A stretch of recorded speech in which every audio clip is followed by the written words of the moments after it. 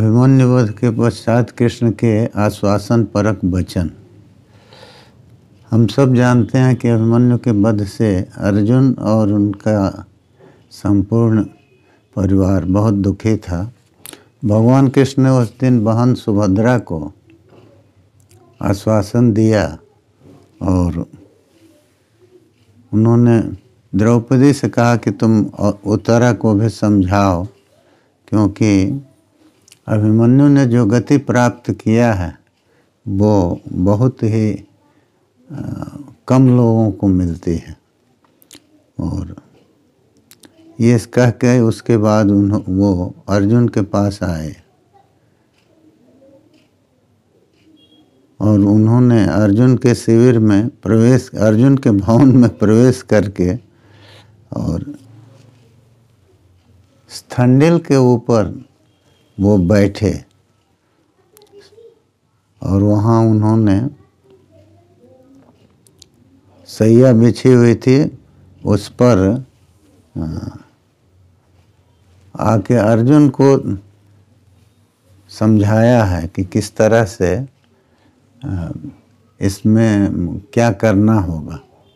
अर्जुन ने जो है उनको बड़ी प्रसन्नता से गंध और माल्य दोनों का निवेदन किया है, मतलब चंदन और माला ये दे करके, और फिर उन्होंने रात का भोजन दिया है।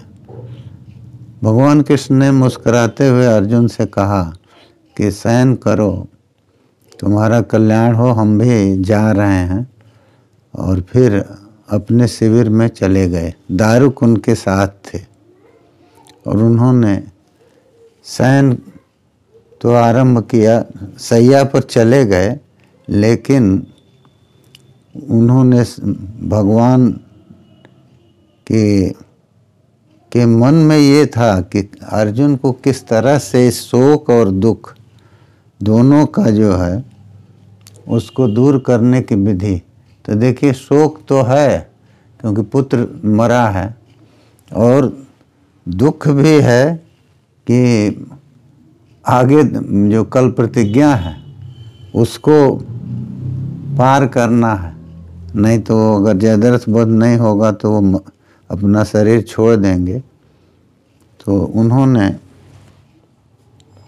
दोनों की विधि जो है उसका चिंतन किया और दिया है कि केवल कृष्ण ही नहीं, वो भी अपने शिविर में तो गए लेकिन मध्यरात्रि में ही जग गए, और पांडवों के शिविर में तो कोई सोया ही नहीं, रात भर लोग जगते रहे। और सबके मन में यही था कि हम लोगों ने जो कुछ जीवन में दान पुण्य या जो भी हवन आदि किया है उससे उसके सभी के फल से अर्जुन जो है वो विजय प्राप्त करे, ये उनके मन में था।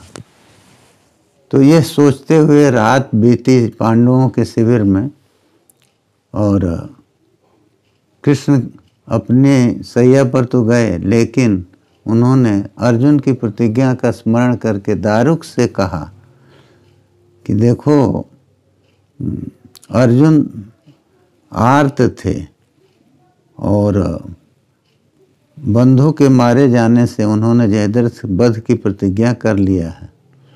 तो ये जब दुर्योधन सुनेगा तो वो भी इसके बारे में मंत्रणा करेगा, किस लिए कि जयद्रथ जो है उसकी रक्षा हो सके, अर्जुन जिस तरह से उसको मार न सके। तो उसकी पूरी सेना रक्षा करेगी जयद्रथ की। द्रोणश्च सपुत्रेण सर्वास्त्र विधि पारगा, द्रोणाचार्य अपने पुत्र के सहित रक्षा करेंगे और सभी अस्त्रों की विधि में पारंगत हैं वो, और अकेले ऐसे वीर हैं, क्योंकि भीष्म तो थे नहीं जो इंद्र के समान पराक्रमी थे और दैत्य और दानव सबके दर्प को दूर करने वाले थे। तो द्रोण के द्वारा रक्षित जयद्रथ का वध जो है वो अर्जुन किस प्रकार से करेगा, तो हम वो सब कुछ कल करेंगे, कहते हैं दारुक से, कि जिससे कि सूर्यास्त के पहले जयद्रथ का वध अर्जुन कर सके। क्योंकि न तो हमारी स्त्रियां, न हमारे मित्र, न ज्ञाति और न कोई बांधव। बांधव उसको कहते हैं जिसमें अधिक स्नेह होता है, जो बंधन का कारण बनता है। तो कहते हैं कि ये सब कोई भी अर्जुन से प्रिय हमारा अधिक प्रिय नहीं है। नहीं कश्चिद अन्य प्रियतरः कुंती पुत्रान मम अर्जुन। कुंती पुत्र अर्जुन से प्रिय हमारा कोई नहीं है। और बोलते बोलते ये भी बोल गए कि अनर्जुन मिमम लोकम मुहूर्तमपि दारुक। कहे हे दारुक, देखो अर्जुन से रहित इस लोक को हम एक मुहूर्त भी देख नहीं सकते, इसलिए यह ऐसा होगा नहीं। अर्जुन कल अपनी प्रतिज्ञा को पूरी करेगा और अर्जुन के लिए आवश्यकता पड़ी तो हम कर्ण और सुयोधन सहित पूरी सेना का वध करेंगे और हमारे वीर को, हमारे बल को कल तीनों लोक देखेंगे।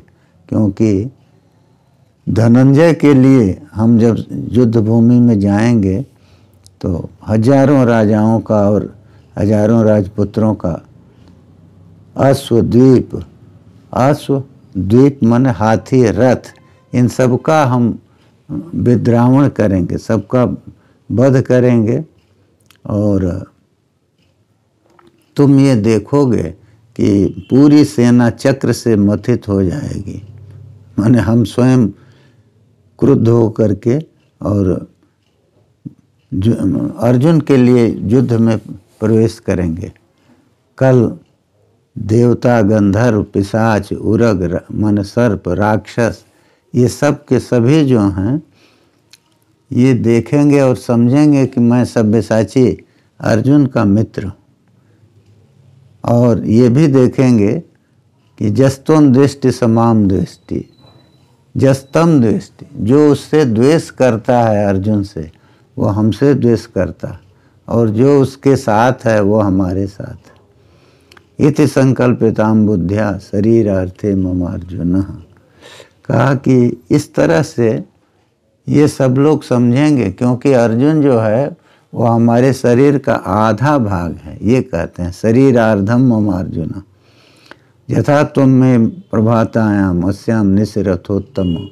कहे कि इसलिए तुम क्या करना कि जब ये रात बीतेगी तो उस प्रातः काल में मेरा रथ ले आना, उसमें सभी कौमुदकी गदा होगी, दिव्य शक्ति होगी, चक्र होगा और धनुष होगा, बाण होंगे, इन सब को रथ में रख के ले आना। और रथ के बीच में हमारे ध्वज का स्थान रखना। हमारे जो अश्व हैं, मेघ पुष्प, शैव्य, बलाहक, सुग्रीव, इन अश्वों से युक्त हमारे रथ को ले आना। और स्वयं कवची तिष्ठ दारुक, कहे कि तुम कवच धारण करके और उस पर रहना। तो करना क्या, तुम प्रतीक्षा करना जब पांचजन्य शंख का घोष होगा, माने हम पांचजन्य बजाएंगे, उस समय तुम आना। श्रुत्वा च भैरवम नादम उपेयास्तम जवेन माम। कहे कि जब तुम उस भयंकर पांचजन्य की ध्वनि को सुनना, उस समय तुम हमारे पास आ जाना, माने हम जहाँ रहेंगे वहाँ तुम आ जाना और बड़े बेग से आना। जवे न कह रहे हैं एकान्ना हम अमरसंच सर्व दुखानि चैवहि। और मैं करूँगा क्या ये बताते हैं कि एक दिन में ही मैं सारा अपने बुआ के लड़कों का सभी दुख और जितने उनके अमरस हैं उन सबको जो है एक दिन में दूर करेंगे हम। सर्वोपायैर्वधिष्यामि यथा बिभत्सुराहवे पश्यताम धृतराष्ट्राणाम हनिष्यति जयद्रथम। कहे कि हम सभी उपाय के द्वारा उन सबका वध करेंगे जिन जो जयद्रथ की रक्षा में होंगे, और अर्जुन जो है वो जयद्रथ का वध करेंगे। जस्य जस्य च बिभत्सुर वधे यत्नम करिष्यति आशंसे सारथे तत्र भवितास्य ध्रुवो जय। और कहे कि देखो, जिसके जिसके वध के लिए अर्जुन प्रयास करेगा वो सभी के सभी उससे युद्ध तो करेंगे, लेकिन सबकी पराजय होगी और वो अर्जुन की जीत होगी। इसीलिए जयद्रथ वध के दिन देखिए तो कोई अर्जुन को रोक नहीं पाया, तभी तो वहाँ तक वो पहुँच गए। तो भगवान की इच्छा जब हो गई तो उसका विघात कौन करेगा। इसी बात को दारुक ने कहा है कि जय ध्रुवस्तस्य कुतये पराजय। कहे महाराज प्रभु, आप जब इतना चिंतन कर लिए तो उसका जय एव, तो जिसके बारे में ऐसा चिंतन किए हैं उसकी तो पराजय की कोई संभावना नहीं है, विजय ही होगी। उसकी पराजय कहाँ से होगी। जस्य तुम पुरुष व्याघ्र सारथ्यम उपजग्निवान। जिसके सारथी के रूप में आप चले गए उसकी पराजय कहाँ से हो सकती है। एवं चैतत करिष्यामि यथा माम अनुशाससि। और हमको जो आप कह रहे हैं कि सवेरे रथ लेके और उसमें सभी हमारे अस्त्रों को रख के और तुम पांचजन्य की ध्वनि की प्रतीक्षा करना कि जब पांचजन्य का खूब भीषण शब्द होगा, भयंकर ध्वनि होगी जब, तो उस समय तुम आ जाना रथ लेके। तो कहे कि मैं इस तरह से करूँगा। सुप्रभाताम इमाम रात्रिम, कहा कि और कब से, तो प्रभात जब हो जाएगा, माने सवेरे से ही। देखिए प्रभात और युद्ध शुरू होगा सूर्योदय से, लेकिन प्रभात का समय वो है जो सूर्योदय के पहले ही, जब प्रकृष्ट प्रकाश हो जाए, प्रकर्षण भानम जस्मिन काले, जिस काल में बहुत अच्छी तरह से दिखाई पड़ने लगे। तो सूर्य अभी आए नहीं है, सूर्य के आने के पहले ही प्रभात हो जाता। तो कह रहे हैं कि दारू कह रहे हैं कि हम प्रभात से ही सन्नद्ध हो करके रहेंगे और आपकी ध्वनि की, शंख के ध्वनि की प्रतीक्षा करेंगे। तो ये कृष्ण ने रात को कहा, और ये कहते हुए ही वो अपने शिविर में तो रहे, लेकिन इधर क्या हो रहा। अर्जुन जो है अपनी प्रतिज्ञा का जो की चिंता करते हैं, तो दिया है कि मुमोहा चिंत्य विक्रम। तो उनको मोह सा हो गया, मुमोह। मोह का मतलब अब वो एकदम किंग कर्तव्य विमूढ़ हो रहे हैं कि किस तरह से इसको हम करेंगे।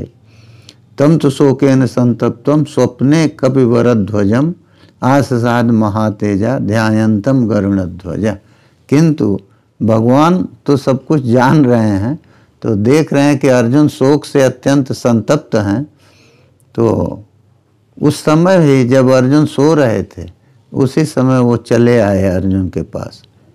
प्रत्युत्थानं च कृष्णस्य, तो देखिए सो रहे हैं, उस समय आ गए भगवान। आ गए तो अर्जुन उठ के खड़े हो गए। प्रत्युत्थानं च कृष्णस्य सर्वावस्थो धनंजय। कभी भी किसी भी अवस्था में हो अर्जुन, तो कृष्ण के आने के बाद प्रत्युत्थान जरूर करते थे, माने उठ के खड़े हो जाते थे। न लोपयति धर्मात्मा भक्त्या प्रेमणा च सर्व।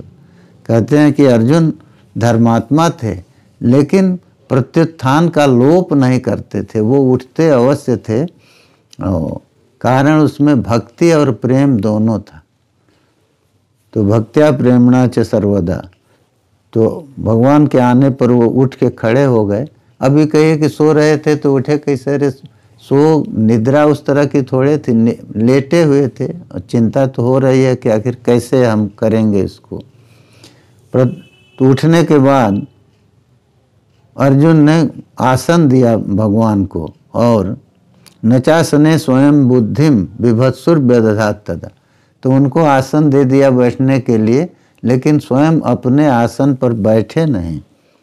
तथा कृष्णो महातेजा जानन पार्थस्य निश्चयम कुंती पुत्रम इदम वाक्यम आसीन स्थितम अभ्रवीत। तो कृष्ण जो महातेजस्वी हैं, उन्होंने पार्थ के निश्चय को जानते हुए अर्जुन से ये बात कहा। तो कह रहे हैं स्वयं तो आसन पर बैठ गए, अर्जुन खड़े हैं और उनसे वो कहते हैं माँ विषादे मनः पार्थ कृथा कालो ही दुर्जय। कहे अर्जुन विषाद में मन को मत ले जाओ, ये बड़ा ही दुर्जय काल है। काल ही सभी भूतों को विधि के अनुसार उन स्थितियों में ले जाता है जहाँ उनको जाना। तो तुम ये बताओ कि किस लिए तुमको इतना विषाद हो रहा है। किमर्थं च विषादस्ते तद्ब्रूहि द्विपदाम्बर न सोच्यम विदुषाम श्रेष्ठ शोक कार्य विनाशन। कहे कि तुम हमको बताओ और शोक मत करो, क्योंकि शोक जो है सभी कार्यों को नष्ट कर देता है। जत्तु कार्यम भवेत कार्यम कर्मणा तत्समाचर। कहे कि जो करना है उसको करो, सोचने से क्या होगा। हीन चेष्टस्य जय शोक सही शत्रु सशत्रु धनंजय। कह रहे हैं कि शोक तो है और शोक होता भी है आदमी को इस परिस्थिति में, लेकिन शोक के साथ चेष्टा तो होनी चाहिए कि हम इस शोक के पार कैसे निकलेंगे। तो यदि चेष्टा को छोड़ दिया तो वह शोक जो है वह शत्रु बन जाता है। सो सोचन नंदयते शत्रुन। क्यों शोक शत्रु बनता है? तो केवल शोक करने से उस अपने शत्रुओं को प्रसन्न करता है। सोचन नंदयते शत्रुन कर्षयत्यपि बांधवान। तो अपने शत्रुओं को प्रसन्न करता है और अपने बंधुओं को कृष अवस्था में डालता है, शोक में डालता है। और क्षीयते च नरस तस्मान नत्वम शोचितुमर्हसि। और शोक में आदमी का बल क्षीण हो जाता है, इसलिए तुम शोक मत करो। ऐसा जब भगवान कृष्ण ने कहा तो अर्जुन ने उनसे कहा, क्या कहा? मया प्रतिज्ञा महती जयद्रथ वधे कृता। हमने जयद्रथ के वध के लिए प्रतिज्ञा किया है। तो ये इसको हम किस तरह से पार करेंगे? कल जयद्रथ का वध कैसे करेंगे? ये भगवान कृष्ण से अर्जुन कहते हैं। जयद्रथ हमारे पुत्र को मारने वाला। अब देखिए, पुत्र को मारा तो जयद्रथ ने नहीं था, लेकिन मुख्य कारण वही बना था। तो इसलिए कहते हैं कि कैसे मारेंगे, क्योंकि हमारी प्रतिज्ञा को पूरी न होने देने के लिए धृतराष्ट्र के पुत्र सब कुछ करेंगे। उसको सबसे पीछे ले जाएंगे जयद्रथ को, और वो सभी महारथियों के द्वारा रक्षित होगा। और 10 चैकाच वो कहते हैं कि 11 अक्षौहिणी सेना जो है कौरवों के पास,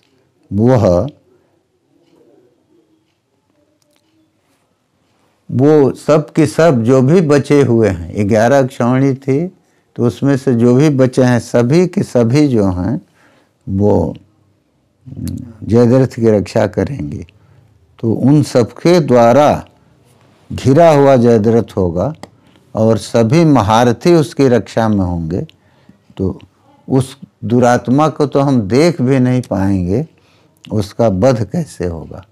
ये उन्होंने भगवान कृष्ण से कहा। अब इसके आगे अगले उसमें विचार करेंगे।